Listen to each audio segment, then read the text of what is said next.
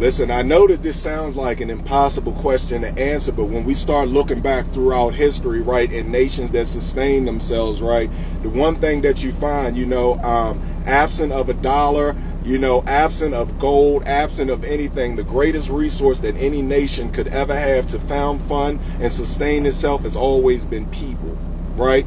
So when we understand that people is the greatest resource outside of time that you can have, right, we should also understand how we are culturally, if not number one, number two, the richest people on the planet in terms of, work output and creative ability, right? Because I believe the Asian is at a 1.3, something like that, whatever, right?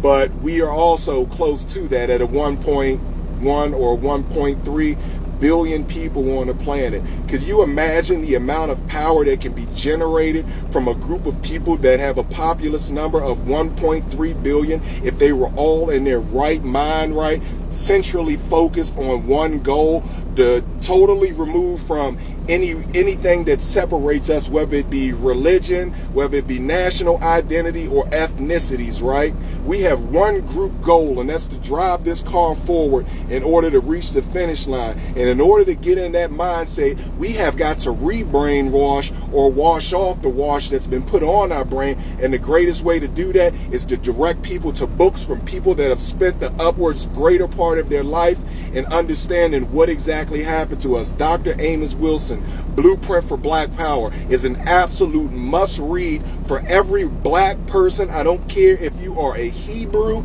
I don't care or if you are Israelite, I don't care if you identify as indigenous. None of these reasons are the reasons that you are persecuted, right? So you need to have a group conscious mindset and remove yourself from the Western individualism that keeps us weak as a group of people, right? Dr. Chancellor Williams is a great history book.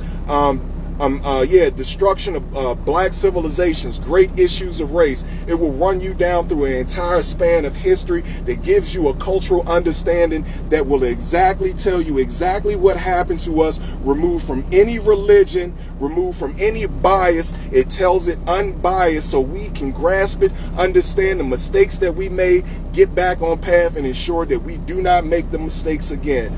Dr. Claude Anderson, Powernomics, is an absolute must read for every black person on this goddamn planet, and I don't care how you identify, whether it be indigenous, Israelite, continental born African, African of the diaspora, or if you do not even identify as an African at all, if you want to be a FDIOS or ADIOS, whatever the fuck it is, right? We need to have a group conscious collective mindset that says, I understand that there are going to be different parts of this engine that don't function the same way I do, but at the end of the day, without that part in that engine and without me as a part operating in my position, we are not propelling this engine forward. And that is the greatest fallacy of the black collective right now, is that we all believe we have to have the same beliefs, right, in terms of spiritual identity, nationalistic identity,